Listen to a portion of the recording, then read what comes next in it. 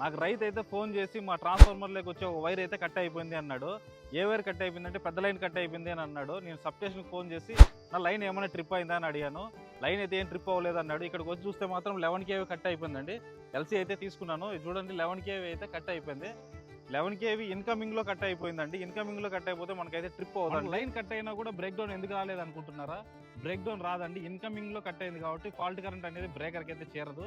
So ఈ కండిషన్లో అయితే కనుక మనం బ్రేక్ డౌన్గా డిక్లేర్ చేయలేరు. అలాగే ట్రిప్ కూడా అవుతుంది లైను. సో ఈ వైర్ అంతా మనం స్పిన్నింగ్ చేసి మళ్ళీ సప్లై యథావిధంగా చేద్దాం రండి మరి.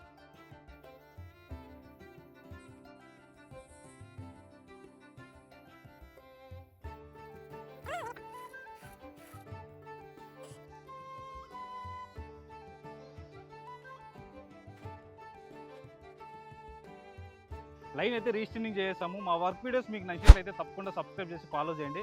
రేపటి కొత్త వీడియోతో మీ ముందుకైతే వస్తాను.